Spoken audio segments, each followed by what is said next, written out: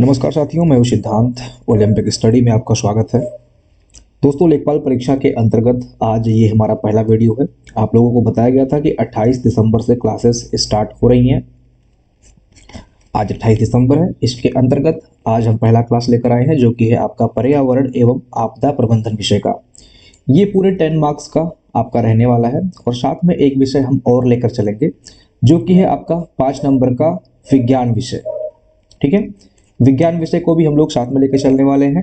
इन दोनों विषयों को हम लोग एप्लीकेशन पर देंगे और पर डे एक वीडियो दोनों विषय के मिलेंगे, यानी कि टोटल आपको 2 वीडियोस पर डे कोशिश रहेगी कि आपको दी जाए। ठीक है, तो स्टार्ट करते हैं आज की क्लास बिना किसी देरी के। जो भी छात्र नए हैं, मैं आपको बता दूं कि लेखपाल की अगर आप लोग सीरियस मोड पे होकर तैयारी करना चाहते हो तो ओलंपिक स्टडी एप्लीकेशन का लिंक नीचे कमेंट बॉक्स में मैंने पिन कर दिया है। वहां पर आपको इस फॉर्मेट में कंटेंट दिया जा रहा है। ये फॉर्मेट दोस्तों बहुत ही जो भी चैनल है इस फॉर्मेट में जो कंटेंट देते हैं उसका फीस वो बहुत हाई रखते हैं, लेकिन हमने नॉमिनल फीस रखी हुई है। इस तरह का कंटेंट, रिसर्च कंटेंट आपको नॉमिनल फीस में कोई नहीं देता है। आप यहाँ पे देख सकते हैं, जैसे यहाँ पर अगर मैं पारिस्थितिकी तंत्र आपको पढ़ा रहा हूँ तो इसमें आप देख सकते हैं कि एक एक टॉपिक को, इसके अंतर्गत एक एक टॉपिक को कवर करके यहाँ पर दिया गया है। और ये पारिस्थितिकी तंत्र का ये पहला पार्ट है। इसके अलावा भी एक दो पार्ट अभी आपको और देखने को मिलेगा। पारिस्थितिकी तंत्र में पहले हमने डेफिनेशन की बात करी, इसके बाद में इससे संबंधित जो महत्वपूर्ण फैक्ट हो सकते हैं उनको मैंने यहाँ पे लिखा है। इसके बाद आप देख सकते हैं यहाँ पे पारिस्थितिकी तंत्र के जो प्रकार है उसको एक पिक के माध्यम से यहाँ पे आपको समझाया गया है। और यहाँ पर उससे संबंधित जो एमसीक्यू है वो आप देख सकते हैं। इसके बाद में इसके प्रकार को बहुत डिटेल में समझा दिया गया है।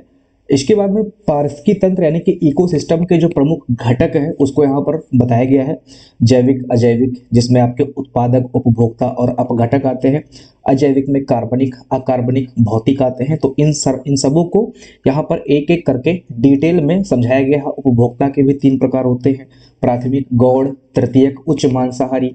इसको एक पिक माध्यम से समझाया गया है। इसके बाद में अपघटक को बताया गया है। इसके बाद में जो महत्वपूर्ण चीज है जो कि फंक्शन ऑफ इकोसिस्टम है, कि हमारा जो इकोसिस्टम है ये काम कैसे करता है। इसमें जो ऊर्जा प्रवाह होता है, जिसके अंतर्गत आपको लिंडमैन का 10% का नियम पढ़ना होता है, ये हर परीक्षा में पूछा जाता है जिसमें इन्वायरमेंट सेक्शन रहा है। ठीक है, तो ये सारी चीजें महत्वपूर्ण हो जाती हैं। इसके अलावा आपको पोषक तत्व चक्र पढ़ने हैं, जिनमें आपको कार्बन चक्र, नाइट्रोजन चक्र, फास्फोरस चक्र और जल चक्र, इसको हम लोग नेक्स्ट वीडियो में डिटेल में कवर करेंगे। ठीक है, इसके बाद आपका खाद्य श्रृंखला आता है, खाद्य जाल आता है। उत्पादकता के भी 2 टाइप होते हैं, प्राथमिक उत्पादकता और द्वितीयक उत्पादकता। प्राथमिक उत्पादकता में सकल प्राथमिक उत्पादकता, जिसको जीपीपी बोला जाता है। शुद्ध प्राथमिक उत्पादकता यानी कि हम एनपीपी बोलते हैं इसको, नेट प्राइमरी प्रोडक्टिविटी बोलते हैं इसको। ठीक है, तो यहाँ पर इन सबको आपको बताया गया है। अपघटन कैसे कैसे होता है, विखंडन होता है, लिंचिंग होती है, कैटाबॉलिज्म होता है, ह्यूमस निर्माण होता है, खनिजीकरण होता है। तो इन सबको आपको डिटेल में बताया जाएगा। खाद्य श्रृंखला को फिर यहाँ पर डिटेल बताया गया है, इसके टाइप बताया गया है। ठीक है, अपर्दन यानी ये जो डेट्रॉइड्स होते हैं ये खाद्य श्रृंखला में इनका क्या योगदान होता है, इसको बताया गया है। खाद्य जाल को बहुत डिटेल में दोनों पिक के माध्यम से दोनों में अंतर भी बता दिया गया है। इसके अलावा आप देख सकते हैं पारिस्थितिकी पिरामिड, इसका अर्थ क्या है, इसके प्रकार कितने हैं, संख्या पिरामिड, बायोमास पिरामिड, ऊर्जा पिरामिड। और इनमें भी इनके जो टाइप होते हैं, जैसे ऊर्ध्वाधर, व्युत्क्रम, बायोमास, ऊर्ध्वाधर बायोमास, ठीक है, व्युत्क्रम बायोमास, फिर ऊर्जा का पिरामिड। इसके अलावा आप देख सकते हैं पारिस्थितिकीय कर्मकता, जो कि इकोलॉजिकल नीच होता है। तो ये सारी चीजें दोस्तों आपको इस फॉर्मेट में दी जा रही हैं। ठीक है, आप सबको पीडीएफ एक्सेस चाहिए तो आप सभी लोग बैच में इनरोल कीजिए। वहां पर आप इस पीडीएफ को डाउनलोड करके प्रिंट कराकर बाकायदा अपनी तैयारी कर सकते हैं। ठीक है, तो अब बिना किसी देरी के क्लास को स्टार्ट करते हैं। देखिए, पहले इसको मैं हटा दूं। बहुत ही महत्वपूर्ण क्लास रहने वाली है और इकोसिस्टम एक तरह से कह सकते हैं कि बड़ा टॉपिक है, तो इसको हम लोग 2-3 क्लासेस में इसको कवर करेंगे। ठीक है, कंप्लीट क्लासेस आपको एप्लीकेशन पर दी जाएंगी, बाकी यहाँ पर भी यूट्यूब पर भी कुछ क्लासेस अल्टरनेट डेज पे आपको मिलती रहेंगी। ठीक है, देखिए, पारिस्थितिकी तंत्र कहते किसको है। पारिस्थितिकी तंत्र को हम लोग इंग्लिश में इकोसिस्टम बोलते हैं। तो आगे मैं पारिस्थितिकी तंत्र नहीं कहूंगा क्योंकि इसको कहने में थोड़ा सा टफ है ये, तो इकोसिस्टम हम लोग आराम से कह सकते हैं, तो इसको हम लोग इकोसिस्टम ही आगे कहेंगे। पारिस्थितिकी तंत्र वह प्राकृतिक तंत्र है जिसमें जीवित और अजीवित घटक दोनों परस्पर क्रिया करके एक संतुलित कार्यात्मक इकाई बनाते हैं। कहने का मतलब है, जैसे अगर आप है यहाँ पर आपके आसपास का जो इन्वायरमेंट है इसमें दो तरह की चीजें पाई जाती हैं। एक आपका होता है जीवित घटक और दूसरा है दोस्तों अजीवित घटक या अजैव घटक। ठीक है, जीवित घटक में आपके पेड़ पौधे, पशु, मनुष्य, सूक्ष्म जीव, ये सब क्या है? ये सब जीवित घटक है। पेड़ पौधे, पशु, मनुष्य, ये सब क्या है? ये सब जीवित घटक हो गए। अजैव घटक की अगर हम बात करेंगे, अजैव घटक में जल है, वायु है, मिट्टी है, ताप है, प्रकाश है, ये सब क्या है? ये सब अजैव घटक है। और इन सब में परस्पर क्रियाएं होती हैं। इसके माध्यम से जो इकोसिस्टम है पूरा, ये संतुलित बनता है, यानी कि एक दूसरे पे इनकी डिपेंडेंसी रहती है। अगर इसमें जैसे अगर सूर्य का प्रकाश ना हो, सूर्य का प्रकाश ना हो तो क्या ये इकोसिस्टम सरवाइव कर पाएगा? नहीं कर पाएगा। ऐसे ही अगर पौधे ना हो, अगर यहाँ इस इकोसिस्टम में अगर पौधे ही नहीं हैं तो क्या पशु सरवाइव कर पाएंगे? नहीं कर पाएंगे।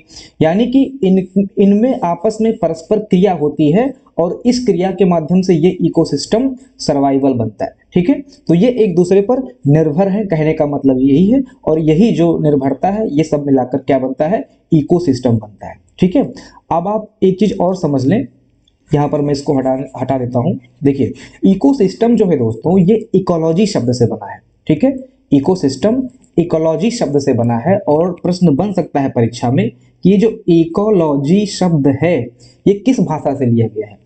इंग्लिश भाषा से लिया गया है, लैटिन लैंग्वेज से लिया गया है, या फिर ग्रीक लैंग्वेज से लिया गया है? तो यहाँ पर आप लगाएंगे ग्रीक भाषा। याद रखिएगा सभी लोग, इकोलॉजी शब्द जो है ये ग्रीक भाषा से लिया गया है। और इकोलॉजी को भी अगर हम तोड़ेंगे तो ये दो शब्दों से बना है। देखिए, एक है आपका ओइकोस और दूसरा है आपका लोगोस। देखिए, ये जो इकोलॉजी है ये एक्चुअल में तो है तो इंग्लिश शब्द, लेकिन जो निकला है ग्रीक शब्द जो निकला है ये एक्चुअल में ये है ओइकोस और लोगोस। इसी को इंग्लिश में फिर बाद में इकोलॉजी कह दिया गया, लेकिन जो मूल शब्द है, जो धातु रूप है कह सकते हैं इकोलॉजी शब्द का, वो ओइकोस और लोगोस है।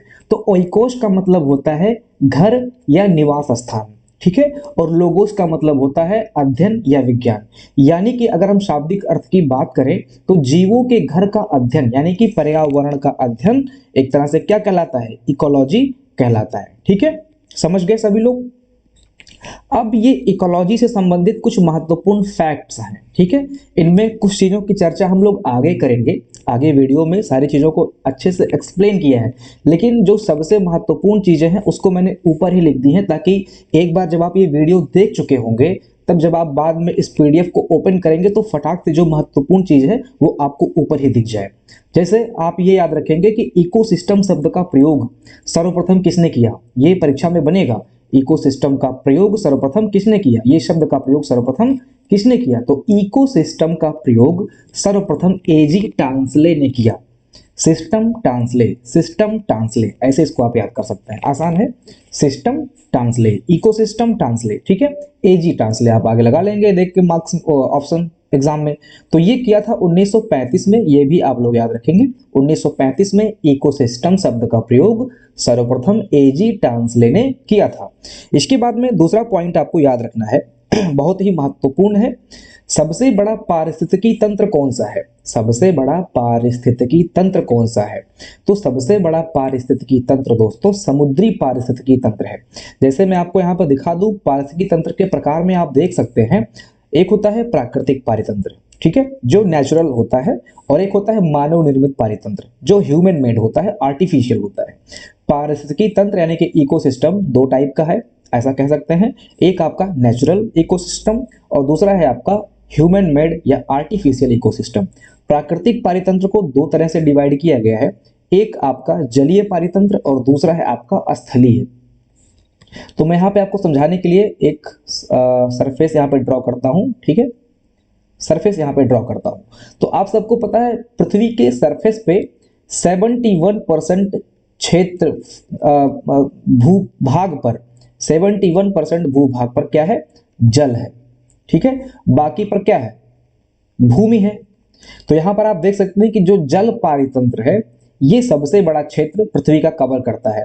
और क्षेत्र ही नहीं, अगर हम क्षेत्रफल की बात करें, जैसे भूमि क्या है? भूमि अगर आप आगे बढ़ते हैं तो ऊपर पहाड़ वगैरह मिल जाएगा ऐसे करके, ठीक है। लेकिन अगर हम जल की बात करें तो जल भूमि के सरफेस पे तो होता नहीं है। जल के लिए क्या होता है, नीचे का पूरा ऐसे होता है, ठीक है। ये ऐसे होता है पूरा का पूरा, यहाँ नीचे पानी भरा हुआ है। यानी कि आयतन की दृष्टि से देखेंगे, आयतन की दृष्टि से भी अगर हम देखते हैं तो जल बहुत बड़ा पारितंत्र बनाता है। भू सतह पर भी ये ज्यादा क्षेत्र कवर किया है, और आयतन की दृष्टि से भी पानी एक बहुत बड़ा पारितंत्र बनाता है, स्पेस लेता है, ठीक है। तो यहां पर हम कह सकते हैं कि सबसे बड़ा पारिस्थितिकी तंत्र कौन सा है, समुद्री पारिस्थितिकी तंत्र सबसे बड़ा पारिस्थितिकी तंत्र है। ये मैंने आपको समझा दिया क्यों समुद्री पारिस्थितिकी तंत्र सबसे बड़ा पारिस्थितिकी तंत्र है। बाकी यहाँ पर कुछ पॉइंट्स और लिखे हैं जिनमें आप देख सकते हैं कि लिंडमैन का 10% का नियम, इसको हम लोग आगे पढ़ेंगे। अपघटक के बारे में भी हम लोग डिटेल में आगे पढ़ेंगे। और सबसे महत्वपूर्ण लाइन, ये लाइन आप सभी लोग याद रखिएगा एग्जाम में, पारिस्थितिकी तंत्र में ऊर्जा पुनर्चक्रित नहीं होती है। ये ऑप्शन में दे सकता है, जैसे जो कथन और कारण करके ऑप्शन आता है उसमें भी दे सकता है, या किसी भी प्रकार से अगर कठिन प्रश्न बनाना होगा तो ये लाइन आपकी परीक्षा में दे सकता है। आपको ये लाइन अच्छे से अपने दिमाग में बिठा लेना है कि पारिस्थितिकी तंत्र में ऊर्जा पुनर्चक्रित नहीं होती है, केवल पोषक तत्व पुनर्चक्रित होते हैं। इसका मतलब क्या है मैं आपको समझा दूं, जस्ट यहाँ पर इंट्रोडक्शन दे देता हूं ताकि आगे के लिए बेस बन जाए। आगे इन पर हमने बहुत डिटेल में चर्चा किया है। जैसे पशु है, ठीक है, घास है, समझ लीजिए यहाँ पर घास है, तो घास को खाया किसने, पशु ने घास को खाया। जैसे समझ लीजिए कि यहाँ पर बकरी है, बकरी ने घास को खाया, तो घास में जो ऊर्जा है, एनर्जी है, ये 100% बकरी ने लिया। अब बकरी जो 100% ऊर्जा ली है, इसमें 10% उसको पचाने में या अन्य क्रियाओं में लगा देगा, जैसे श्वसन में चला गया, पचय में चला गया, दिमाग में कुछ एनर्जी चली गई, तो 90% ऊर्जा इस घास का तो ये बकरी एब्जॉर्ब कर लेगी, और आगे 10% ही जो बकरी को खाएगा उसके पास 10% ऊर्जा ही जाएगा। ये आप समझ गए। यही कह रहा है कि घास 100% बकरी ने उसको खाया तो 90% उसने एब्जॉर्ब किया, और 10% आगे बकरी को किसने खाया, समझ लीजिए कि लोमड़ी ने खाया, ठीक है। तो 10% इसको मिला। अब लोमड़ी को जो खाएगा, अब ये 10% इसके लिए 100% हो गया। अब यहां पर क्या होगा, इस 10% का 90% ये संभालेगा अपने आप में, यानी कि 9 इसके पास जाएगा, और सिर्फ 1% ऊर्जा अगले के पास जाएगा। यहां पे समझ लीजिए मैंने शेर लिख दिया, ठीक है, शेर लिख दिया, तो ये 1% ऊर्जा किसके पास जाएगा, शेर के पास जाएगा। तो ये खाद्य श्रृंखला भी अभी हम आगे पढ़ेंगे। शेर यहाँ पे क्यों कम होते हैं, इसीलिए कम होते हैं क्योंकि यहाँ पर एनर्जी सबसे जो ऊपर है उसके पास सबसे कम एनर्जी है। तो अगर इनकी संख्या ज्यादा हो जाएगी तो एनर्जी जब यहाँ पे है ही नहीं तो संख्या यहाँ पे कैसे ज्यादा होगी, इसकी चर्चा भी हम आगे डिटेल में करेंगे, ठीक है। तो यही दोस्तों लिंडमैन का नियम है। ये लिंडमैन का नियम मैंने आपको बता दिया। अब ये जो लिखा हुआ है पारिस्थितिकी तंत्र में ऊर्जा पुनर्चक्रित नहीं होती है, तो यहां पर आप देख रहे हैं कि ऊर्जा एब्जॉर्ब हो रही है, ऊर्जा खत्म हो रही है, एब्जॉर्प्शन हो रहा है ऊर्जा का। तो ऊर्जा यहाँ पर एब्जॉर्ब हो रही है, और जो पोषक तत्व होते हैं, जैसे आपका ये जो कार्बन चक्र होता है, नाइट्रोजन चक्र होता है, फास्फोरस चक्र होता है, जल चक्र होता है, तो ये जो पोषक तत्व होते हैं वो उसी के अंतर्गत आते हैं। तो उनका यहाँ पर पुनर्चक्रण होता है, चक्र उनका बनता है, ना कि ऊर्जा का चक्र बनता है। ये आप लोग याद रखिएगा कि ऊर्जा का चक्र नहीं बनता है, पोषक तत्वों का चक्र बनता है, जैसे नाइट्रोजन, कार्बन, फास्फोरस, जल, ठीक है, इनका चक्रण होता है, ऊर्जा का चक्रण नहीं होता है, ऊर्जा एब्जॉर्ब होती है। ये यहाँ पर ये चीज समझाया गया है। तो ये कुछ फैक्ट हैं, बहुत ही महत्वपूर्ण फैक्ट है, मोस्ट इंपॉर्टेंट फैक्ट कह सकते हैं कि पूरे टॉपिक का सबसे महत्वपूर्ण फैक्ट मैंने ऊपर ही लिख के आपको दे दिया है, ताकि ऊपर ही आप इसको देख के याद कर सके। इसके बाद में हमने चर्चा की पारिस्थितिकी तंत्र के प्रकार, जिसमें मैंने आपको बताया कि नेचुरल होता है, आर्टिफिशियल होता है। नेचुरल में जल है, स्थल है, जल आप देख सकते हैं सबसे बड़ा है, स्थल कम है। मानव निर्मित पारितंत्र होता है, जिसमें आप देख सकते हैं मानव खेती करता है तो उसके माध्यम से भी पारितंत्र बनता है, वृक्षारोपण करता है तो उसके माध्यम से भी पारितंत्र बनाता है, नगर की संरचना करता है, एग्रीकल्चर बांध बनाता है, जलाशय बनाता है, ग्रामीण पारितंत्र औद्योगिक उद्योग लगाता है, तो वहां से भी पारितंत्र एक तरह से बन के आता है, जो कि पर्यावरण पर प्रभाव डालता है। इसलिए ये मैन मेड पारितंत्र यहाँ पर लिख दिया गया, ठीक है। अब एक चीज आप लोग और याद रखिएगा कि पारिस्थितिकी शब्द का प्रयोग सर्वप्रथम किसने किया। ये देखिए, थोड़ा सा मैं यहाँ पे अंतर स्पष्ट कर दूं। इको, एक सेकंड, ताकि एग्जाम में आप लोग कंफ्यूज ना हो। अगर थोड़ा सा भी क्वेश्चन घुमा के दिया तो एग्जाम में कंफ्यूज हो जाएंगे। देखिए, एक होता है इको सिस्टम और एक है इकोलॉजी। जब आपसे पूछेगा इकोलॉजी शब्द का प्रयोग सर्वप्रथम किसने किया, तो यहां पर आपका राइट आंसर होगा अर्नेस्ट हैकल। ठीक है। और जब आपसे पूछेगा कि इकोसिस्टम शब्द का सर्वप्रथम प्रयोग किसने किया, तो यहां पर क्या हो जाएगा, यहां पर हो जाएगा एजी टांसले। ठीक है। सिस्टम टांसले, सिस्टम अगर है तो उसमें टांसले होगा। ठीक है। अगर इकोलॉजी है तो उसमें टांसले वगैरह नहीं होगा, इसमें अर्नेस्ट हैकल। ठीक है।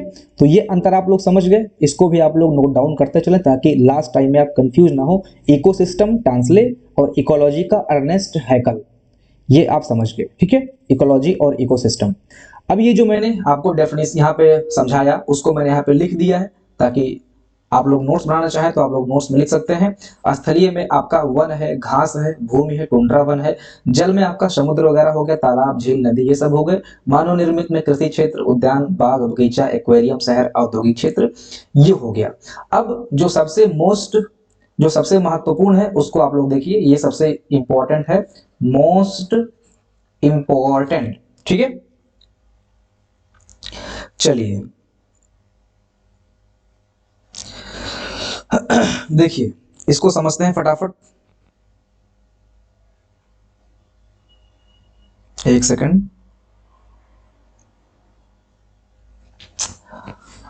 यहां पर इस फिगर को देखिए, इसमें आप देख सकते हैं इकोसिस्टम को, जैसा कि मैंने ऊपर बताया था कि दो तरह से बांटा गया है। स्टार्टिंग में मैंने आपको बताया था कि इकोसिस्टम के जो प्रमुख घटक हैं वो दो तरह से हैं। एक है आपका जैविक घटक और दूसरा है आपका अजैविक घटक। तो नाम से अगर आप देखेंगे, जैविक जिसमें जीव है और अजैविक मतलब जिसमें जीव नहीं है। आसान भाषा में आप लोग इसको ऐसे ही याद कर लीजिए। तो जैविक को तीन तरह से बांटा गया है। पहला आपका उत्पादक, उत्पादक मतलब जो अपना भोजन स्वयं बनाता है और दूसरे के लिए भोजन का निर्माण करता है, यानी कि प्रोड्यूसर, उत्पादक। ये जितने भी पेड़ पौधे होते हैं पादप जगत के, ये अपना खाना खुद बनाते हैं। और अब ऐसे आप लोग, बहुत लोग कहेंगे हम भी तो अपना खाना खुद बनाते हैं, लेकिन वो अलग चीज है। ठीक है। आप अपना खाना बनाने के लिए किसी और चीज को लेते हैं ना, जैसे तेल, मसाला, पानी या कुछ अन्य, या लोग मांस खाते हैं, तो आप क्या है, आप दूसरे पे निर्भर हैं। आप अपना खाना खुद बनाते हैं, वो कुकिंग हो गया, वो अलग चीज है। तो यहाँ पर उत्पादक है, यहाँ पर उत्पादक क्या है, पेड़ पौधे होते हैं, ये अपना भोजन खुद बनाते हैं प्रकाश संश्लेषण के माध्यम से। ठीक है, जैसे पेड़ पौधे आदि, ये उत्पादक होते हैं। इसके बाद में होता है दोस्तों उपभोक्ता। उपभोक्ता में आप आते हैं, उपभोक्ता में हम सभी आते हैं, जो दूसरे पर निर्भर हैं वो सब उपभोक्ता में आते हैं। अब इसको भी तीन कैटेगरी में डिवाइड किया गया है। एक है प्राथमिक उपभोक्ता और दूसरा है आपका द्वितीयक उपभोक्ता, तीसरा है तृतीयक उपभोक्ता और चौथा है उच्च मांसाहारी उपभोक्ता। तो ये बस इतना याद रखेंगे कि चार कैटेगरी के उपभोक्ता होते हैं। आगे अभी हम इसको डिटेल में एक एक करके चित्रों के माध्यम से देखेंगे। ठीक है। इसके बाद में आपका होता है अपघटक। अपघटक क्या होता है, अपघटक बैक्टीरिया होते हैं, कवक होते हैं। जैसे ये उत्पादक जो हैं, ये जब इनकी डेथ हो जाती है कह सकते हैं। ठीक है। इसके बाद में जो उपभोक्ता होते हैं, इनकी डेथ हो जाती है, जैसे पशु हो गया, मनुष्य हो गया, जितने भी जैविक तत्व हैं उनका जब डेथ हो जाता है, जब उसमें जान नहीं बचती है, तो जो बैक्टीरिया होते हैं और कवक होते हैं, ये मृत पौधे, पशु और जैव अपशिष्ट को सरल अकार्बनिक पदार्थों में बदल देते हैं। जैसे आपका खनिज लवण हो गया, कार्बन डाइऑक्साइड हो गया, ये इसमें इसको बदल देते हैं। तो ये अपघटक जो है सफाई का काम करते हैं कह सकते हैं। जैसे अब उत्पादक है, ये मृत पौधा हो गया। ठीक है। अब अगर मृत पौधा गिर गया है पृथ्वी पर, अगर वो खत्म नहीं होगा तो क्या होगा, धीरे धीरे भंडार हो जाएगा। तो उसको सड़ाने गलाने का काम कौन करता है, अपघटक करता है। ऐसे ही उपभोक्ता ये जो है, अगर ये मरता है, जैसे आपका कोई पशु मरता है, इंसान मरता है, अगर लोग मर रहे हैं और मर के वो गल नहीं रहे हैं, खत्म नहीं हो रहे हैं, तो धीरे धीरे क्या होगा, भंडार लग जाएगा मृतकों का पूरे पृथ्वी पे। तो उसको सफाई का काम कौन करता है, ये अपघटक ही करते हैं। ये आपके बैक्टीरिया होते हैं, कवक होते हैं। ठीक है। इसमें क्या होता है, जो अभी हम इसको आगे डिटेल में पढ़ेंगे, ठीक है। तो अभी हम जस्ट यहाँ पे इंट्रो लेते हुए चलते हैं। इसके बाद में ये जैविक का हमने देखा, ये जैविक का हमने देखा, ये सब जैविक तत्व के अंतर्गत आते हैं। इसी तरह से आपका अजैविक तत्व है, इसमें मृदा एवं जलवायु आदि होती है। अजैविक को 3 कैटेगरी में डिवाइड कर दिया गया है, कार्बनिक घटक, अकार्बनिक घटक और भौतिक घटक। तो कार्बनिक मतलब जिसमें कार्बन पाया जाता है, ठीक है, और अकार्बनिक का मतलब जिसमें कार्बन नहीं पाया जाता है। और भौतिक, भौतिक में आप सब जानते ही हैं, जैसे ऊर्जा है, वायु है, प्रकाश है, ठीक है। तो ये सब क्या है, ये भौतिक घटक हो गए। यहाँ पर आप देख लीजिए अकार्बनिक घटक में जैसे आपका जल है, लवण है, ये सब क्या है, ये सब अकार्बनिक हो गए। कार्बनिक में protein, carbohydrate, lipid, urea, humus आदि ये सब कार्बनिक घटक के अंतर्गत आते हैं, ठीक है। तो बस आपको सबसे जो महत्वपूर्ण है वो आपको जैविक तत्व पढ़ना है, अजैविक उतना महत्वपूर्ण नहीं है, बस आपको जैविक पे ध्यान रखना है, ठीक है। तो अजीव घटक की अगर हम बात करें, यहाँ पर आप देख सकते हैं, तो ये अजैविक को मैंने पहले कवर कर दिया है ताकि इसका मैटर ही खत्म हो जाए। यहाँ पर देख सकते हैं अकार्बनिक घटक, ये क्या होते हैं, ये कार्बनिक पदार्थ बनाने में मदद करते हैं। तो जो अकार्बनिक होते हैं ये कार्बनिक पदार्थ बनाने में मदद करते हैं, ठीक है। एक सेकंड, चलिए, जैसे सल्फर हो गया, ऑक्सीजन हो गया, नाइट्रोजन हो गया, हाइड्रोजन, फास्फोरस, कैल्शियम, ठीक है। कार्बनिक की बात करें, प्रोटीन, वसा, कार्बोहाइड्रेट, ह्यूमस, ये सब हो गए कार्बनिक। जलवायु घटक की बात करें तो सूर्य का प्रकाश, तापक्रम, ऊर्जा, ये सब हो गए। ये सब हो गए आपके एबॉयटिक कंपोनेंट यानी कि अजीव घटक। अब आते हैं बॉयटिक कंपोनेंट। बॉयटिक कंपोनेंट को 2 तरह से बांटा गया है। बॉयटिक मतलब जो जो जो जी रहा है, जिसके अंदर एक तरह से कह सकते हैं जान है, ठीक है। तो इसमें क्या होते हैं, एक होते हैं स्वपोषित जो अपना खाना खुद बनाते हैं, और एक होते हैं परपोषित जो दूसरे पर निर्भर रहते हैं। तो यही हम यहाँ पे देखेंगे, स्वपोषित में आपके उत्पादक आ जाते हैं। जैसे ये जो आपने उत्पादक देखा ना, ये स्वपोषित है, मैंने बोला ना कि अपना खाना ये खुद बनाता है। और ये जो उपभोक्ता है ये क्या है, ये परपोषित है। और अपघटक भी जो होते हैं जैसे कवक, बैक्टीरिया, ये भी परपोषित होते हैं, क्योंकि जो मरे हुए जानवर, पौधे होते हैं उन पर ये निर्भर करते हैं। तो ये दोनों परपोषित हो गए और ये स्वपोषित हो गया। तो उत्पादक क्या है, स्वपोषित है, उपभोक्ता और अपघटक परपोषित है, ठीक है। तो यहाँ पर देखिए इसी चीज को मैंने यहाँ पे लिखा है, स्वपोषित और परपोषित, ठीक है। स्वपोषित में क्या होता है, सूर्य से ऊर्जा प्राप्त कर प्रकाश संश्लेषण द्वारा अकार्बनिक पदार्थ, जल और कार्बन डाइऑक्साइड को प्रयोग मिलाकर भोजन बनाते हैं। इसके उदाहरण आपके हरे पौधे हो गए। अभी हम इसको आगे देखेंगे। देखिए, स्वपोषित में उत्पादक आता है। अब उत्पादक आप यहाँ पे देख लीजिए, प्रोड्यूसर होता है या ऑटोट्रोप्स बोलते हैं इसको। हरे पौधे अपने पत्तों में मौजूद क्लोरोप्लास्ट की मदद से सूर्य के प्रकाश का उपयोग करते हैं, ठीक है। तो ये एक एक लाइन आप लोग इस पॉइंट में याद रखिएगा। इसमें जितने भी लाइन दे रखे हैं सब महत्वपूर्ण है, और ये फॉर्मूला भी आप लोग याद रखिएगा। ये केमिकल रिएक्शन है, ये भी आप लोग याद रखें। हरे पौधे जो होते हैं ये अपने पत्तों में मौजूद क्लोरोप्लास्ट, हरे पौधे के जो पत्ते होते हैं उसमें क्लोरोप्लास्ट होता है, ठीक है, ये आप याद रखिएगा, जो सूर्य के प्रकाश का उपयोग करता है, ठीक है। जल और पानी, जल या पानी और कार्बन डाइऑक्साइड जैसे सरल पदार्थों को मिलाकर भोजन या ग्लूकोज या कार्बोहाइड्रेट का निर्माण करते हैं, जिसमें ऊर्जा संचित रहती है। जल और CO2 की उपस्थिति में, कहते नहीं कि जो पौधे होते हैं वो CO2 एब्जॉर्ब करते हैं, तो वही CO2 और पानी भी चाहिए होता है। जैसे हम लोग दाल भात खाते हैं ना, तो ये समझ लो कि ये भात हो गया और ये दाल हो गया। तो CO2 और H2O जैसे पदार्थों को मिलाकर आपस में ये भोजन बनाते हैं, जिसमें ऊर्जा संचित रहती है। और जब ये भोजन बनाते हैं तो यहाँ पर क्या निकलती है, यहाँ पर यही ऑक्सीजन रिलीज होती है, ठीक है। तो यहाँ पर आप देख सकते हैं, ये अगर हम इसके केमिकल रिएक्शन की बात करें तो 6 अणु जो है ये कार्बन डाइऑक्साइड का यानी कि 6CO2 और 6 अणु यहाँ पर पानी का यूज करते हैं, ठीक है। सूर्य का प्रकाश और ये क्लोरोफिल या क्लोरोप्लास्ट की उपस्थिति में फिर जब ये रिएक्शन करते हैं यानी खाना बनाते हैं जब, तो यहाँ पर क्या बनता है, कार्बोहाइड्रेट यानी कि C6H12O6, और यहाँ पर ऑक्सीजन यही रिलीज हो रहा है, यानी कि 6 अणु यहाँ पर ऑक्सीजन रिलीज हो रहा है, ठीक है। तो ये केमिकल रिएक्शन आप लोग याद रखिएगा, 6CO2 plus 6H2O is equal C6H12O6 plus 6O2, ये याद रखिएगा, आप सभी को याद होगा मैक्सिमम लोगों को। और इसी प्रोसेस को दोस्तों क्या बोलते हैं, प्रकाश संश्लेषण बोलते हैं, जो कि सभी खाद्य श्रृंखलाओं का आधार है, सभी खाद्य श्रृंखलाओं का आधार है ये, ठीक है, याद रखिएगा। सभी का आधार है, क्योंकि अगर पौधे ही नहीं रहेंगे, मतलब अगर प्रकाश संश्लेषण ही नहीं होगा तो पौधे नहीं रहेंगे, पौधे नहीं रहेंगे तो पशु नहीं रहेंगे, और पशु में आपके जो है इंसान भी आते हैं। ठीक है, तो अगर पशु नहीं रहेंगे तो फिर इंसान भी नहीं रहेगा, यानी कि पर्यावरण का अस्तित्व ही मिट जाएगा। तो कह सकते हैं कि सभी खाद्य श्रृंखलाओं का ये आधार पॉइंट है। ठीक है, समझ गए पूरा का पूरा फंडा यहाँ पे। इसके बाद में आता है आपका उत्पादक। उत्पादक तीन प्रकार के होते हैं, उत्पादक तीन प्रकार के होते हैं। अब जैसे यहाँ पर खाना बन गया, यानी कि घास तैयार हो गई, घास तैयार हो गई, घास में आपका एनर्जी है, ऊर्जा है, जो कि आपका C6H12O6 के रूप में स्टोर्ड है, ग्लूकोज के रूप में यहाँ पर स्टोर है। इसको कौन खाएगा? इसको पहले कौन खाएगा? इसको पहले खाएंगे प्राथमिक उपभोक्ता।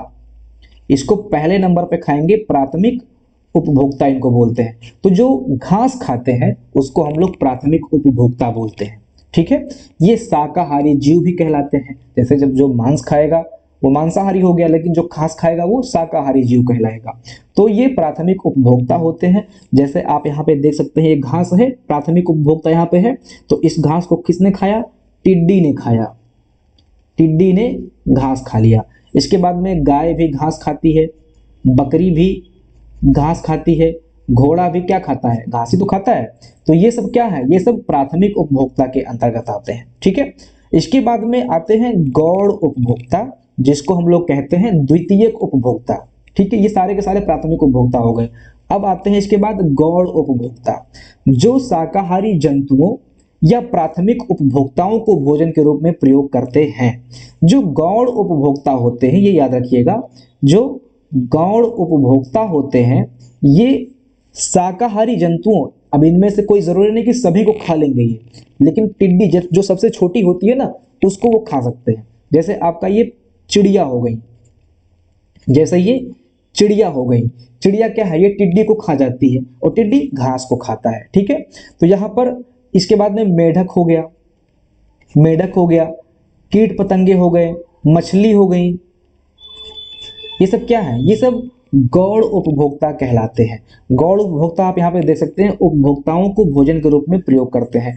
जैसे जंतु, जैसे यहाँ पर टिड्डी को खा लिया और इसके बाद में घास को भी खा सकते हैं। ये चिड़िया या मेढक या इसमें से कोई जंतु जीव ऐसा होगा जो घास को भी खा सकता है। तो जो गौण होते हैं ये घास को भी खा सकते हैं और घास को खाने वाले छोटे जीवों को भी खा सकते हैं, जैसे टिड्डी को खा सकते हैं। तो ये आपके गौण उपभोक्ता हो गए। ठीक है, तो ये छोटे छोटे जीव जंतु हो सकते हैं गौण उपभोक्ता के अंतर्गत। इसके बाद में आता है तृतीयक उपभोक्ता। ठीक है, इसमें वे आते हैं जो मांस को ही खाते हैं, जो मांसाहारी को खा जाते हैं, जैसे सांप मेढक को खा जाता है। अब ये जो है तृतीयक उपभोक्ता जो है, यहाँ पे याद रखिएगा, तृतीयक उपभोक्ता जो है ये सांप होता है। सांप को खाया, सांप मेढक को खा लिया और मेढक कीट को खा लेता है, टिड्डियों को खा लेता है। तो यहाँ पर ये क्या हो गया? सांप मेढक को खा लिया और मेढक कीट को खा लिया। तो ये क्या है? ये तृतीयक उपभोक्ता कहलाते हैं। ठीक है, इस श्रेणी में वे आते हैं जो मांसाहारी को खा जाते हैं, जैसे सांप मेढक को खा जाता है और मोर सांप को खा जाता है। ठीक है, जैसे यहाँ पर अब इसके भी अगर आप आगे बढ़ेंगे तो यहाँ पर हो गया मोर। तो मोर भी क्या है? मोर आपके तृतीयक उपभोक्ता के अंतर्गत आएंगे। मोर सांप को खा लेगा, सांप मेढक को खा लेगा। ये आप इसमें कीट को हटा लीजिए, क्योंकि कीट जो है बहुत छोटे लेवल पर हो जाता है और यहाँ पर ये कीट जो है ये गौण वाले में इंपॉर्टेंस रखता है। तो आप यहाँ पे मोर से स्टार्ट करेंगे कि मोर जो है सांप को खाता है और सांप मेढक को खाता है। ठीक है, यानी कि मांसाहार पूरे के पूरे फॉर्मेट में आप देख रहे हैं, सांप भी मांसाहार हो गया और मोर भी आपका मांसाहार हो गया। ठीक है, तो यहाँ पर आप देख सकते हैं तृतीयक उपभोक्ता के अंतर्गत आपका ये मोर आ गया। इसके बाद में सबसे उच्च पे आते हैं उच्च मांसाहारी, इसमें आते हैं शेर। शेर जो सबसे ऊंचा मांसाहारी है, यानी कि सबसे उच्च चतुर श्रेणी का उपभोक्ता जो है ये शेर होता है। शेर जो है इसमें से किसी भी बड़े जानवर को खा सकता है, जो कि अगले पे निर्भर है और उसके अगले पे निर्भर है और वो उसके अगले पे निर्भर है। फाइनली वो घास खाता है, यानी कि शेर सबसे उच्च मांसाहार, सबसे उच्च उपभोक्ता माने जाते हैं। तो ये भी आप याद रखिएगा, सबसे उच्च उपभोक्ता चतुर्थ श्रेणी का उपभोक्ता है। इसका एग्जाम्पल क्या है? शेर है। और जो उत्पादक है वो आपका घास है। प्राथमिक उपभोक्ता जो घास खाते हैं, जो प्योर शाकाहार होते हैं। द्वितीयक उपभोक्ता जो छोटे मोटे कीट पतंगों को खाते हैं और घास भी खा लेते हैं। और इसके अलावा तृतीयक उपभोक्ता में जो ऐसे जीवों को खाते हैं, जैसे नेवला हो गया वो चिड़िया को खा गई, ठीक है, या मोर हो गया वो सांप को खा गया, ठीक है, और फिर ऊपर सबसे बैठा हुआ है शेर, बब्बर शेर, ठीक है। तो ये हो गए उपभोक्ता का पूरा पैटर्न, मैंने आपको समझा दिया। इसके बाद में आपका अपघटक आता है। जैसे अपघटक मैंने आपको बताया कि अपघटक का जो एग्जाम्पल है ये बैक्टीरिया हो गया, कवक हो गया, फफूंद हो गया, ये सब क्या है, ये सब डिकम्पोजर्स बोलते हैं इनको। ये सब क्या करते हैं, मृत जैव पदार्थ को सरल तत्वों में बदलते हैं और पोषक तत्वों का पुनर्चक्रण करते हैं। ये जो मैंने बताया ना चक्रण होता है, जिसमें कार्बन चक्र, फॉस्फोरस चक्र, जल चक्र, ऐसे चक्र वैसे चक्र, मैंने आपको बताया था ना अभी ऊपर नाइट्रोजन चक्र, ठीक है। तो ये सब जो चक्र होता है ना, ये अपघटक के माध्यम से ही होता है। विदाउट अपघटक चक्र संभव ही नहीं है, ठीक है, क्योंकि जो मृत जैव पदार्थ हैं उनको सरल तत्वों में कौन बदलता है, ये चक्र ही बदलते हैं। सरल तत्व का मतलब क्या होता है, सरल तत्व मतलब खनिज लवण में बदल दिया, कार्बन डाइऑक्साइड में बदल दिया, जल में बदल दिया, ठीक है। तो ये सब क्या होते हैं, ये सब पुनः मिट्टी में मिल जाते हैं। जब मिट्टी में मिलते हैं तो मिट्टी फिर से उपजाऊ बनती है और इसी उपजाऊ मिट्टी पर फिर से पौधे निकलते हैं। यानी कि क्या हुआ, फिर से पौधे निकलते हैं तो फिर से पौधों को खाया जाता है, ऐसे ऐसे करके करके करके करके जो है फाइनली जब कोई मरता है जीव, तो फिर कवक और शैवाल ये जो बैक्टीरिया फफूंद होते हैं इनको डिकम्पोज करते हैं और यहाँ से जो मिनरल्स होते हैं, खनिज लवण होते हैं, वो सब मिट्टी में मिलते हैं और ये मिट्टी में मिलकर फिर से पौधे का निर्माण करते हैं। यही साइकिल है पूरा का पूरा। तो अपघटक के माध्यम से साइकिल बनती है, ये आप सभी लोग याद रखिएगा, ठीक है। चलिए आगे बढ़ते हैं। अगर अपघटक नहीं होंगे तो पूरा का पूरा जो ऊर्जा चक्र है वो प्रभावित हो जाएगा, इकोसिस्टम प्रभावित हो जाएगा और कहीं ना कहीं जो इन्वायरमेंट है, इकोसिस्टम है, वो खतरे में आ जाएगा। एक सेकंड, ओके। अब आगे देखते हैं पारिस्थितिकी तंत्र की कार्य प्रणालियां, यानी कि फंक्शन ऑफ इकोसिस्टम। ये क्या होता है, फंक्शन ऑफ इकोसिस्टम क्या होता है। पारिस्थितिकी तंत्र की कार्य प्रणालियां दोस्तों प्राकृतिक प्रक्रियाएं और क्रियाएं हैं जिसके माध्यम से इकोसिस्टम टिका हुआ है। इनमें जो आपस में परस्पर क्रिया होती है, प्रतिक्रिया होती है, जिनके द्वारा जीवित और अजीवित घटक आपस में क्रिया करके इसको संतुलित, सक्रिय और जीवित बनाए हुए हैं, यही आपका जो है फंक्शन ऑफ इकोसिस्टम के अंतर्गत आता है। जैसे आपका ये जो ऊर्जा प्रवाह जैसे यहाँ पे लिखा हुआ है, तो इसमें आपको देखना है कि ऊर्जा प्रवाह क्या होता है, ऊर्जा प्रवाह कैसे बहता है। इसके बाद में इसमें जो पोषक तत्व हैं, ऊर्जा प्रवाह के अंतर्गत पोषक तत्व कैसे घूमते हैं, एक जीव दूसरे जीव पर कैसे निर्भर रहता है, इन सब की कार्य प्रणालियों को फंक्शन ऑफ इकोसिस्टम के अंतर्गत पढ़ा जाता है। तो जो महत्वपूर्ण कार्य प्रणालियां हैं उनको मैंने यहाँ पे लिख रखा है, जहां से आपकी परीक्षा में प्रश्न बनेगा, ठीक है। तो इसमें जो सबसे महत्वपूर्ण है ये है एनर्जी फ्लो, यानी कि ऊर्जा प्रवाह। देखिए ऊर्जा प्रवाह को मैंने पहले स्टार्टिंग में ही समझा दिया था। जैसे यहाँ पे देख लीजिए क्या लिखा हुआ है कि पारिस्थितिकी तंत्र में ऊर्जा का प्रवाह सूर्य से प्रारंभ होकर उत्पादकों, उपभोक्ताओं और अंत में अपघटकों तक जाता है। जैसे जो पौधा है ये किससे एनर्जी लेगा, एक सेकंड, एरो थोड़ा गलत हो गया है। पौधा जो एनर्जी लेगा ये आपका सूर्य से लेगा, और पौधा किसको एनर्जी देगा, तो ये उपभोक्ता को देगा, ठीक है। उपभोक्ता के बाद में आते हैं अपघटक, और अपघटक फाइनली फिर से जो यहाँ पर मरे हुए पौधे या जीव होते हैं उनको अपघटित करके इनका जो खनिज या पोषक तत्व होते हैं वो फिर से पृथ्वी में मिला देते हैं, मिट्टी में मिला देते हैं, और उसी पृथ्वी से फिर से पौधा निकल के आ जाता है। तो जैसा कि मैंने आपको यहाँ पे बताया, आप देख सकते हैं। अच्छा एक चीज और देखिए, ये मैंने एरो क्यों मिटाया था उसका कारण है। यहाँ पर देखिए ऊर्जा का प्रवाह एक दिशीय होता है, ये मोस्ट इंपॉर्टेंट लाइन है, आप सभी लोग अपने दिमाग में बिठा लीजिए। ऊर्जा का जो प्रवाह होता है ये एक दिशीय होता है, यूनिडायरेक्शनल होता है। आप देख सकते हैं कि ऊर्जा का प्रवाह कहीं उल्टा नहीं हुआ है। ऐसा नहीं हुआ कि सूर्य ने पौधा को दिया और पौधे से जो एनर्जी उपभोक्ता को मिली है वो फिर से उसने पौधे को दे दिया है, ऐसा तो नहीं है। जो एनर्जी ग्रहण कर लिया उससे आगे ही एनर्जी बढ़ रही है, यानी कि आप देखेंगे तो ऊर्ध्वाधर एनर्जी बढ़ रही है, ठीक है। तो एक दिशीय होती है यहाँ पे आप इसको बोलेंगे कि ऊर्जा का प्रवाह एक दिशीय होता है, यूनिडायरेक्शनल होता है। ये महत्वपूर्ण लाइन है, इसको आप लोग याद रखिए। अब जैसे पौधा है, पौधे ने 100% एनर्जी सन से लिया, ठीक है, तो यहाँ पर जो एब्जॉर्प्शन होगा ये 90% का होगा। जैसे यहाँ पे मैं इसको 10,000 मान ले रहा हूं, ठीक है। सूर्य से आप समझ लीजिए कि पूरा का पूरा पूरा ऊर्जा लिया, ठीक है। यहाँ पे आप इसको 10,000 यूनिट, 1000 यूनिट आप इसको दे दीजिए ताकि आसानी रहे समझने में, ठीक है। तो जैसे यहाँ पर पौधे ने 1000 यहाँ पर अगर यूनिट एनर्जी ली है तो ये 90% एब्जॉर्ब कर लेगा, यानी कि 10%, इसका 10% उपभोक्ता के पास आएगा। 10% कितना होगा? 100 होगा, ठीक है। और इसका 10% आएगा अपघटक के पास, जो कि 10% जाएगा, ठीक है। और इसका 10% आएगा फाइनली पृथ्वी के अंदर, जो कि 1% होगा, ठीक है। यानी कि 90% का एब्जॉर्प्शन होता है। 90% ऊर्जा अवशोषित होती है, यहां पर अवशोषित होती है। 1000 का 90% इसने अवशोषित कर लिया, तो बचा यहाँ पे 100 यूनिट ऊर्जा बचा। 100 यूनिट में यहाँ पे फिर से इसने 90% एब्जॉर्ब कर लिया, तो बचा आपका यहाँ पे 10%, 10 यूनिट, ठीक है।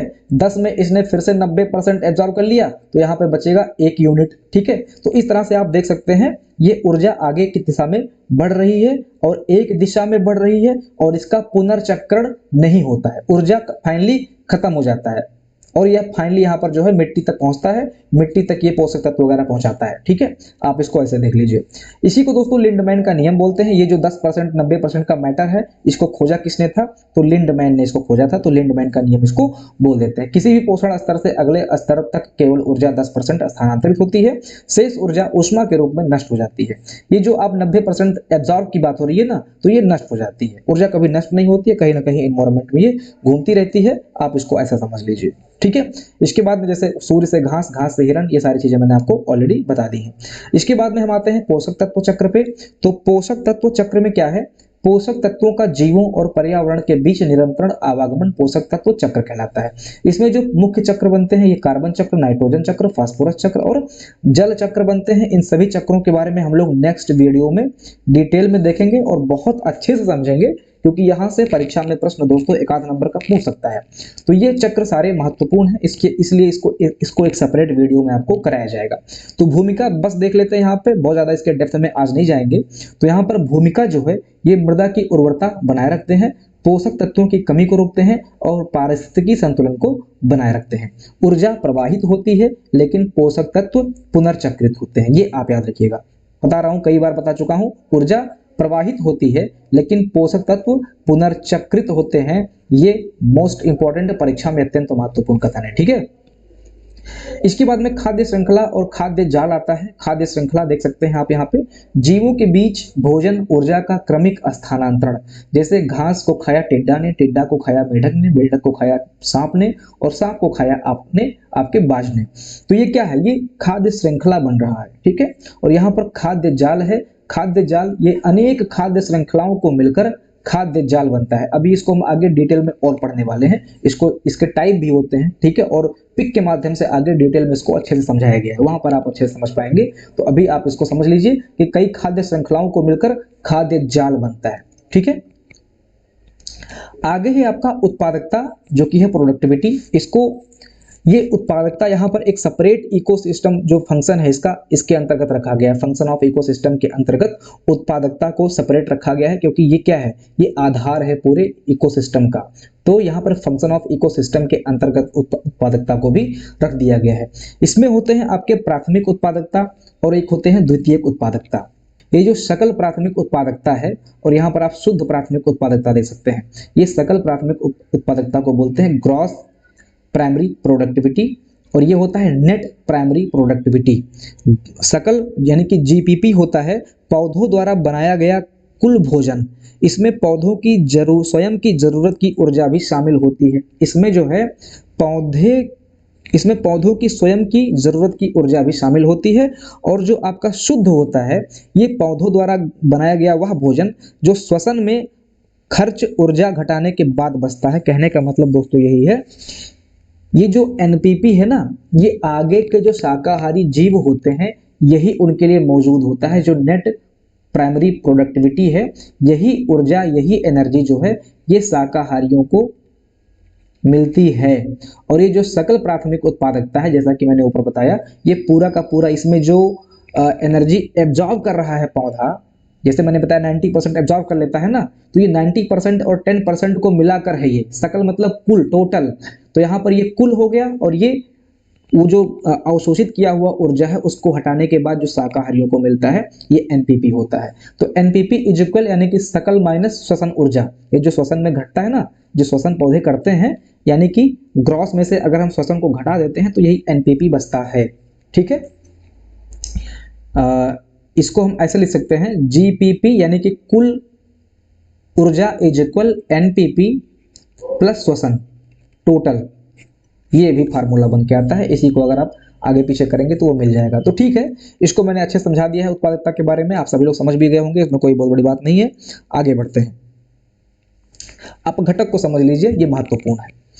अपघटक क्या होते हैं? कई बार मैंने बताया कि मृत पौधों और जीवों के अवशेषों को सरल अकार्बनिक पदार्थों में बदलने की प्रक्रिया को अपघटन बोलते हैं, डिकम्पोजिशन बोलते हैं। और ये भी क्या है? ये फंक्शन ऑफ इकोसिस्टम के अंतर्गत आता है। उत्पादकता भी आता है फंक्शन ऑफ इकोसिस्टम के अंतर्गत। और अपघटक की मैंने बात की थी कि जो पोषक चक्र होते हैं, जो जल चक्र, कार्बन चक्र बनता है, इसमें अपघटकों का बहुत महत्वपूर्ण योगदान होता है। तो अपघटन प्रक्रिया भी फंक्शन ऑफ इकोसिस्टम के अंतर्गत आता है। अब ये जो अपघटन प्रक्रिया होती है इसको कई स्टेप्स में कराया जाता है। जैसे आपका पहले विखंडन होता है, फिर लीचिंग होती है, फिर इसके बाद में कैटाबोलिज्म होता है, फिर ह्यूमस निर्माण होता है, और फाइनल जो है खनिजीकरण होता है। ठीक है, तो यहाँ पर आप देख लीजिए, पहले विखंडन होता है। विखंडन में क्या होता है? इसमें जो मृत पौधे होते हैं और जो बड़े बड़े जीव होते हैं उनको छोटे छोटे टुकड़ों में तोड़ा जाता है। विखंडन मतलब तोड़ना। तो जो बड़े जीव होते हैं जो मर गए होते हैं और जो मृत पौधे होते हैं उनको यहाँ पर छोटे छोटे टुकड़ों में तोड़ दिया जाता है। और ये काम कौन करते हैं? ये काम दोस्तों केचुआ करते हैं। ठीक है, केचुआ, ये अपघटक कह सकते हो इनको। इसके बाद में दीमक भी होते हैं। ठीक है, दीमक हो गए, कीट हो गए। इसके बाद में जो भी छोटे छोटे मृदा जीव होते हैं वो सब भी इसके अंतर्गत आते हैं। तो पहले विखंडन होता है, इसके बाद में लीचिंग होता है। लीचिंग में क्या होता है? लीचिंग में जल के माध्यम से घुलनशील पदार्थों को बहकर नीचे मिट्टी के अंदर जाना होता है। जो भी विखंडन प्रक्रिया हुआ, इसके बाद में जो जल में घुलनशील पदार्थ होंगे, जो भी मृत जीव होगा उसके जो भाग होंगे, कुछ ऐसे भाग होंगे जो जल में घुलनशील होते हैं। जैसे सभी के अंदर शर्करा वगैरह होती है, ग्लूकोज होता है, खनिज लवण होते हैं, कार्बनिक यौगिक कुछ मौजूद होते हैं। तो ये सब क्या होते हैं? ये सब जल में घुल जाते हैं। तो ये सब लीचिंग प्रक्रिया में क्या होता है? लीचिंग प्रक्रिया में यही होता है, जो जल में घुलनशील तत्व होते हैं वो जल के माध्यम से नीचे जमीन के अंदर चले जाते हैं, यानी कि निचली परत के अंदर पृथ्वी के द्वारा ये अवशोषित कर लिए जाते हैं। इसके बाद में बचा क्या? यह अवस्था। अब देखिए यहाँ पे इसके बाद में आता है कैटाबोलिज्म। कैटाबोलिज्म में क्या होता है? सूक्ष्म जीव, यानी कि जो ये मैं ऊपर बताता चला आया हूँ, जो सूक्ष्म जीव होते हैं, जैसे आपके कवक हो गए, बैक्टीरिया हो गए, ये सब क्या करते हैं? फफूंद हो गए, ये सब सूक्ष्म जीव हैं। और ये जो है जटिल कार्बनिक यौगिकों के तोड़ने से संबंधित है। अब जो जटिल कार्बनिक यौगिक है जो पानी में नहीं पिघला, जैसे जो पहले विखंडन हुआ, इसके बाद में जो तत्व पानी में पिघल सकते थे वो जमीन के अंदर चले गए, और कुछ ऐसे होंगे जो जटिल कार्बनिक यौगिक होते हैं जो पानी में नहीं पिघलते हैं। तो यहीं पे वो जो सूक्ष्म जीव होते हैं, जो कि आपके बैक्टीरिया और फफूंद होते हैं, वो काम आते हैं। इनको फिर क्या, इनको तोड़ने का काम कौन करता है? यही सूक्ष्म जीव करते हैं। इसके बाद में यह अपघटन की मुख्य जैव रासायनिक अवस्था मानी जाती है। तो अगर कहें कि विखंडन, लिंचिंग, कैटाबोलिज्म, ह्यूमस निर्माण, खनिजीकरण, ऐसे एग्जाम में प्रश्न देगा कि इनमें कौन सी प्रमुख जैव रासायनिक क्रिया है, तो ये कैटाबोलिज्म जो है ये प्रमुख जैव रासायनिक क्रिया, इसको आप लोग लिखिए। जो कैटाबोलिज्म है ये प्रमुख जैव रासायनिक क्रिया अपघटन के अंतर्गत सभी स्टेप्स में सबसे महत्वपूर्ण कैटाबोलिज्म को माना जाता है। ठीक है, इसके बाद में फिर आपका आता है ह्यूमस निर्माण। इसमें क्या होता है? इस अवस्था में आंशिक रूप से विघटित पदार्थों से गहरे रंग का जटिल कार्बनिक पदार्थ बनता है, जिसे ह्यूमस कहते हैं। इस अवस्था में क्या होगा? आंशिक रूप से विघटित पदार्थों से, ये जो यहाँ पे बचा रह गया कैटाबोलिज्म में जो कुछ आंशिक रूप से पदार्थ बचे रह गए, यहाँ पर एक गहरे रंग का कार्बनिक पदार्थ निकलता है जिसको ह्यूमस कहते हैं। ह्यूमस अस्थाई होता है और आसानी से अपघटित नहीं होता है। कैटाबोलिज्म को विघटित करने के बाद, विखंडित करने के बाद में भी कुछ चीजें ऐसी रह जाती हैं जो गहरे रंग की जटिल कार्बनिक पदार्थ होती हैं, उसी को हम लोग ह्यूमस कहते हैं। यह अस्थाई होता है, यह आसानी से अपघटित नहीं होता है, और यही है जो कि मिट्टी की जल धारण क्षमता को बढ़ाता है। यह ह्यूमस ही होता है जो आसानी से टूटता नहीं है, ये मिट्टी के अंदर जाके रुकता है, और जब रुकता है तो जो पानी वगैरह होता है ऊपर से आता है, ये फिर मिट्टी पे कुछ देर के लिए रुकता है। ठीक है, तो यही ह्यूमस वगैरह होता है जो पृथ्वी की यानी कि भूमि की जल धारण क्षमता को बढ़ाता है और मृदा की उर्वरता और संरचना में सुधार लाता है, ह्यूमस। ठीक है, इसके बाद में आपका आता है खनिजीकरण। खनिजीकरण में क्या होता है? खनिजीकरण में ह्यूमस, ये जो ह्यूमस आपने देखा, और अन्य कार्बनिक पदार्थों का पूर्ण अपघटन होकर अकार्बनिक खनिज तत्व बन जाते हैं।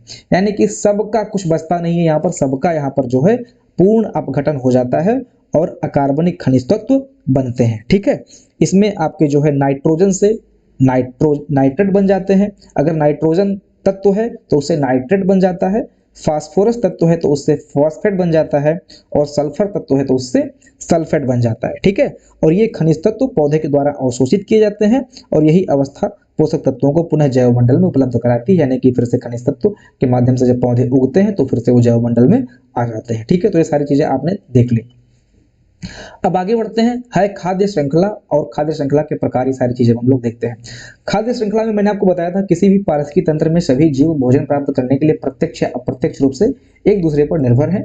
इस परस्पर निर्भरता के परिणाम स्वरूप जीवों के बीच ऊर्जा का क्रमिक स्थानांतरण होता है, जिसे खाद्य श्रृंखला कहते हैं, और ये ऊर्जा का प्रवाह एक दिशीय होता है। सारी चीजें हमने ऑलरेडी चर्चा में कर रखी है।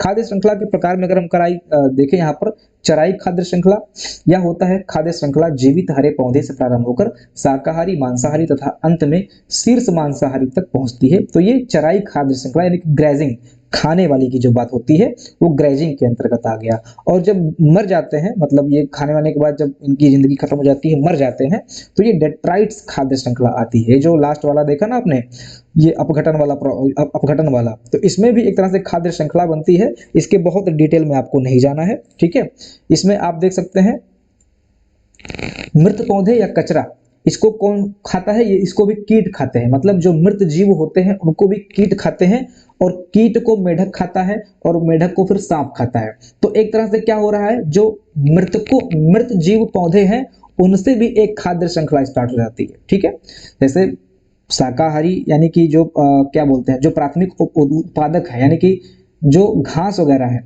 एक खाद्य श्रृंखला वहां से स्टार्ट होती है, और एक खाद्य श्रृंखला जो है मृत पौधे या मृत जीवों से स्टार्ट होती है, कचरे से स्टार्ट होती है। कोई जानवर मर गया है तो उसको कीट खा लेते हैं, या जो ये खा ले वल्चर वगैरह होते हैं, ये सब खाते हैं, तो यहाँ से भी एक खाद्य श्रृंखला स्टार्ट होती है। तो ये सब डेट्रॉइट्स कहलाते हैं। ठीक है, यहाँ पर मृत जैविक पदार्थ यानी कि पत्तियां, मृत जीव और अपशिष्ट से आरंभ होकर शुरू होती है। मृत पदार्थ को पहले सूक्ष्म जीव विघटित करते हैं, फिर उसे डेट्राइट्स यानी कि भक्षी जीव खाते हैं, और अंततः ऊर्जा शिकारी जीवों तक पहुंचती है। ठीक है, तो ये हो गया आपका खाद्य श्रृंखला। के बाद में खाद्य जाल आप देख लीजिए। खाद्य जाल किसी पारितंत्र में प्रतिपादित होने वाली विभिन्न आहार श्रृंखलाओं के आपस में देखिए, मैं आपको एक आसान भाषा में समझा देता हूं ताकि कोई कंफ्यूजन ही ना रहे। खाद्य जाल क्या है और खाद्य श्रृंखला क्या है? देखिए, खाद्य श्रृंखला, जैसे आप लोग इंटरनेट चलाते हैं, मैं इसको कोरिलेट करके समझाने की कोशिश करता हूं। जैसे आप लोग इंटरनेट चलाते हैं, और इंटरनेट में आप लोग नेटवर्क जब पढ़ते हैं तो उसमें आपने देखा होगा नेटवर्क के प्रकार में क्या आता है। एक होता है लैन, एक होता है मैन, और एक होता है वैन। Local area network, metropolitan area network, और एक होता है वाइड एरिया नेटवर्क। ठीक है, तो ये जो लैन होता है ये पर्टिकुलर किसी क्षेत्र के लिए होता है। जैसे 1-2 किलोमीटर का रेंज है, ठीक है, वहां तक के लिए होता है। तो वहां पे जो कंप्यूटर्स आपस में टच रहते हैं, ठीक है, उनके लिए लैन हो गया। मेट्रोपॉलिटन मतलब एक सिटी को कवर कर सकता है, और जो वैन है ये पूरे अर्थ को कवर करता है। सैटेलाइट के माध्यम से इंटरनेट प्रोवाइडर होता है ये पूरे पृथ्वी पर, जैसे इंटरनेट आपका हो गया। ये सब क्या है? ये सब वैन के अंतर्गत आते हैं। ठीक है, तो ये जो लैन है ना, ये आपका खाद्य श्रृंखला है। खाद्य श्रृंखला होगा, जैसे सिंपल लोकल एरिया नेटवर्क, घास को टिड्डे ने खाया, टिड्डे को पक्षी ने खाया और पक्षी को बाज ने खाया। कहानी खत्म। एक सीरीज इसने बना के यहाँ पर दे दी, ये श्रृंखला हो गई। लेकिन अगर जाल की बात करेंगे तो ये जाल मिक्स हो जाता है। टिड्डे को किसी और ने खाया, फिर उसको पक्षी ने खा लिया, पक्षी को किसी और ने खाया, फिर उसको बाज ने खा लिया। ठीक है, यहाँ पर आप देख सकते हैं। यहाँ पर आप देखिए, जैसे यहाँ पर क्या है, उत्पादक है, उत्पादक को हिरण ने खाया, हिरण को शेर ने खाया। ये जब खत्म हो गया तो इसको जो कीट सूक्ष्म बैक्टीरिया होते हैं उसको इसको जो है यहाँ पर अपघटित कर देते हैं। फाइनली फिर से पौधे का निर्माण होता है। इस तरह से ये खाद्य श्रृंखला हो गया। यहाँ पर आप देखेंगे जब, तो ये पेड़ है, ग्रीन प्लांट है, इसको किसने खाया? इसको खरगोश ने खाया। यहाँ पे खरगोश है, शायद आपको ना दिखे, खरगोश ने इसको खाया, चूहे ने भी इसको खाया। ठीक है, लेकिन यहाँ पर आप देखेंगे चूहे को उल्लू ने खा लिया और इस चूहे को स्नैक भी खा सकता है। ठीक है, लेकिन स्नैक आउल को भी खा सकता है। नहीं, आउल जो है स्नैक को भी खत्म कर सकता है। कुछ इस तरह से आप देखेंगे। ठीक है, तो यहाँ पर एक मिक्स जाल बन रहा है। जैसे यहाँ पे आप देखेंगे ये जो उत्पादक है इसको बकरी खा रही है और बकरी को जैकॉल खा ले रहा है। ठीक है, और वाइल्ड कैट भी बकरी को खा ले रही है और वाइल्ड कैट को शेर भी खा रहा है और वाइल्ड कैट को हो सकता है जैकॉल भी खा ले और शेर जो है इन दोनों को खा सकता है। इस तरह से कह सकते हैं कि ये वैन है। ठीक है, वैन का मतलब ये मिक्स हो जाता है। ठीक है, ये खाद्य जाल बनता है और ये खाद्य श्रृंखला सिंपल होता है। यही आप समझ लीजिए, इसमें बहुत कुछ करने के लिए नहीं है। यहाँ पर आप देख सकते हैं खाद्य जाल, ऐसी अनेक आहार श्रृंखलाएं आपस में जुड़ी होती हैं। आहार श्रृंखला में एक जीव एक जगह पर हो सकता है, जबकि खाद्य जाल में एक जीव कई खाद्य जालों से जुड़ा हो सकता है। आहार श्रृंखला में जीवों की संख्या कम व खाद्य जाल में जीवों की संख्या अधिक होती है। यही अंतर है मेन इन दोनों में। ठीक है, इसके बाद में आता है आपका पारिस्थितिकी पिरामिड। ठीक है, बहुत अच्छा टॉपिक है, महत्वपूर्ण टॉपिक है। पहले एक बार मैं लेंथ देख लेता हूँ, वीडियो कितना हो गया है। तो दोस्तों वीडियो को यहीं पे समअप करते हैं। नेक्स्ट वीडियो में हम लोग चर्चा करेंगे पारिस्थितिकी पिरामिड का, क्योंकि ये थोड़ा बड़ा टॉपिक है और लगभग 52-55 मिनट का वीडियो हो चुका है। नेक्स्ट सेशन में इसको डिस्कस करेंगे। अगर आप लोग को कंटेंट वगैरह लेना है, पीडीएफ वगैरह प्राप्त करना है, तो आप सभी लोग एप्लीकेशन को चेक कर लीजिए। कमेंट सेक्शन में मैं इसको पिन कर दे रहा हूँ, वहाँ से एप्लीकेशन पर आप क्लिक करके डाउनलोड कर सकते हैं। ठीक है।